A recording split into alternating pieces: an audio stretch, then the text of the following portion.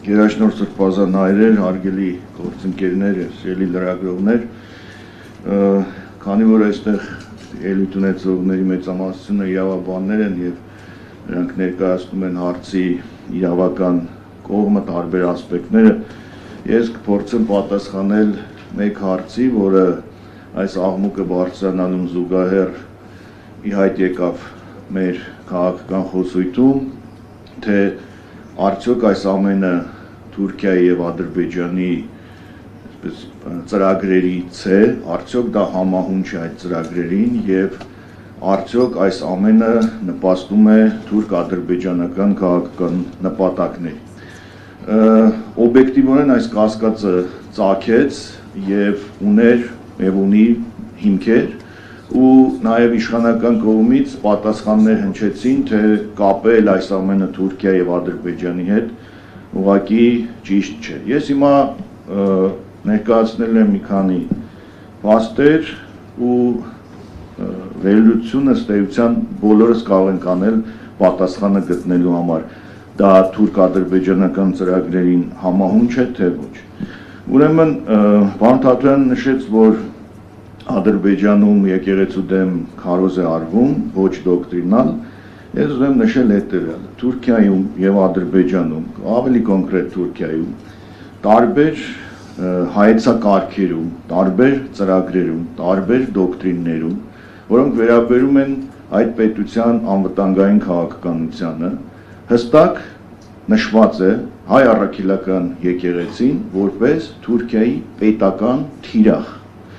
եւ նշված է, թե ինչու է հատկապես թիրախ։ Հետևյալ 4 հանգամանքների համար։ Առաջինը՝ իր ազգապահպան գործառույթի պատճառով, երկրորդ՝ ինքնութենաստեղծ գործառույթի պատճառով,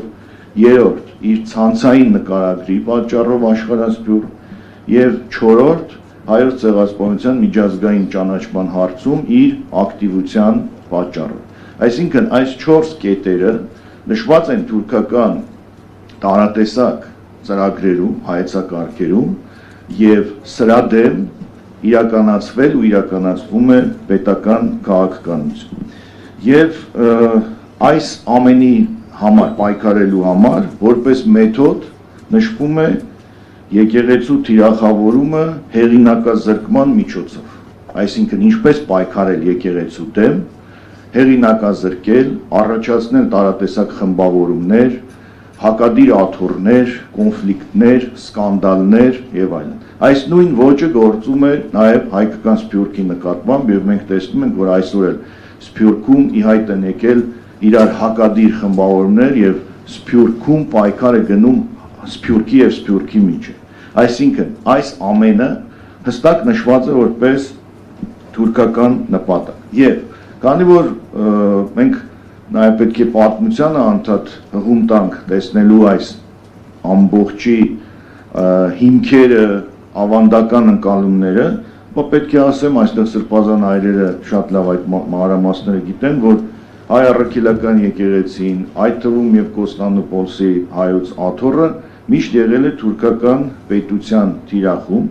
եւ զարմանալի զուգադիպությամբ թուրք սուլթանները կարող էին պահանջել պատրիարքի հրաժարական, այն ժամանակ Facebook չկար, սուլթանները ստատուսներ չէին գրում, բայց տրամաբանությունը սուլթանների քայլերի ու հայտարարության լիովին համապատասխանում էր, որ այս պատրիարքը չի համապատասխանում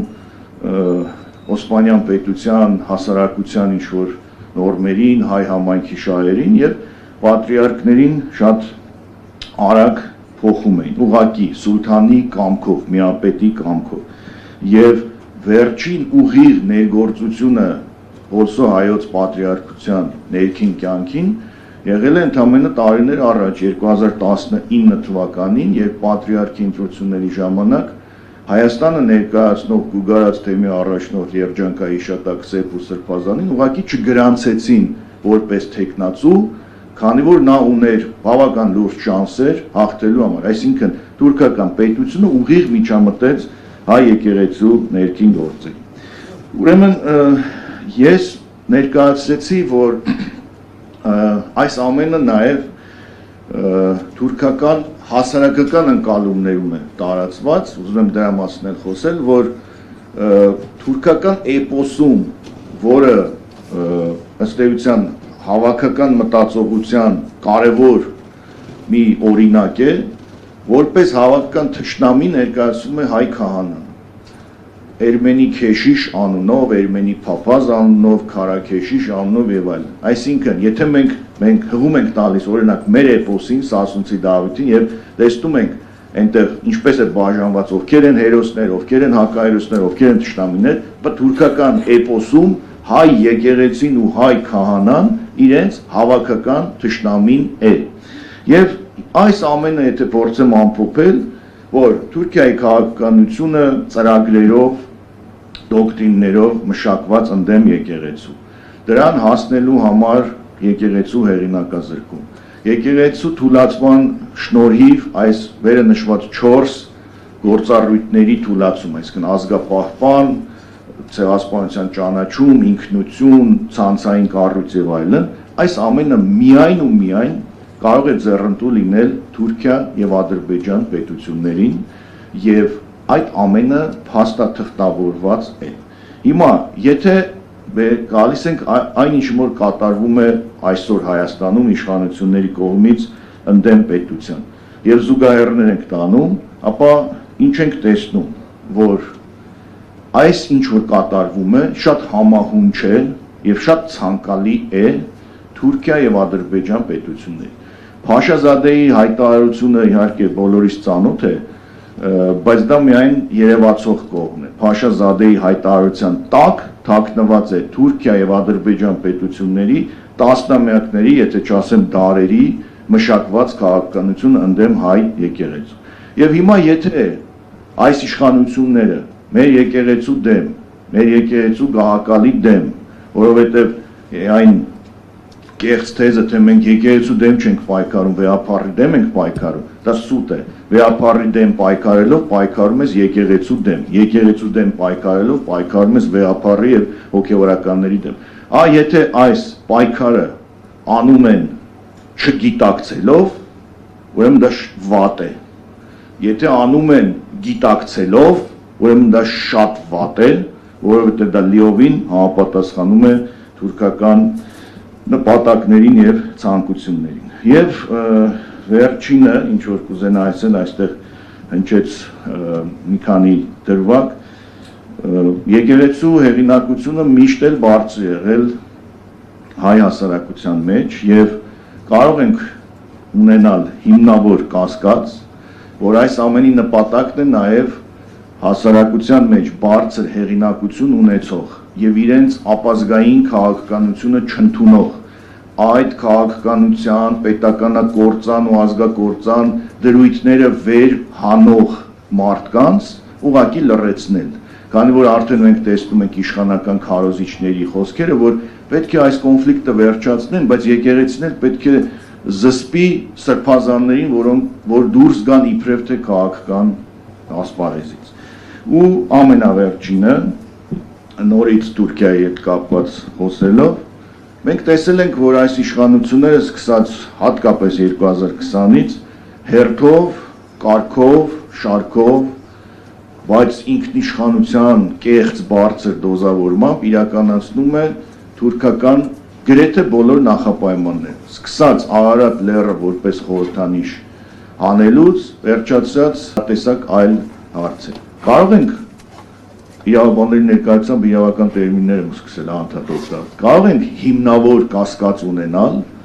որ եկեղեցու դեմ արշավը հերթական նախապայմանն է թուրքական ներկայացված այս իշխանություններին, որոնք անում են այլ, այսպես լույսի ներքո։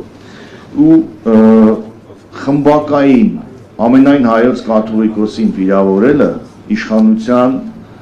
տարբեր օղակների, պատասխանատուների կողմից դա ոչ միայն բարոյական կարմիր գծերի անցնում է, այլև ի ցույց է դնում իշխանական համակարգի եւ այս իշխանության բռնապետական մտածելակերպը, այսինքն ինչ որ ասում է վարչապետը, իրենց ղեկավարը, իրենք անմիջապես ձայնակցում են։ Նա ասում է վեհապարին դիմում է Ավազանի անունով, մնացածները նույնպես դիմում են Ավազանի անունով։ Սա հատուկ է այսպիսի երևույթներ, հատուկ է բռնապետական երկրներին եւ եկեղեցու դեմ պայքարել են սուլթանները, ուրեմն աթեիստ, կոմունիստ բոլշևիկները, հեղափոխականները, հիմա էլ եկեղեցու դեմ հերթական պայքարի փուլն է, որը բնական է, որ ավարտվելու է եկեղեցու հաղթանակով, բայց այս կոնտեքստում նաեւ որ ձևավորում է այս իշխանությունը բռնապետ, միգուցե իրենք չուզենալով, բայց վիրավորելով վեհապարին, դա էլ արդեն այլ այսպես խնդիր է եւ վերջին զուգահեռը խոսքը ուզում եմ ասել, երբ որ Ստալինին վերածել էին բռնապետի, նաեւ իր շրջապատն էր, չէ՞ դրանում մեղավոր, որ անընդհատ նրան իդեալականացնում էին, ինչ ասում էր, նրանք էլ կրկնում էին, եւ տարիներ հետո Անաստաս Միկոյանն այդ մասին շատ հետաքրքիր ձևակերպում է տվել, որ мы хотели создать Бога, но создали дьявола.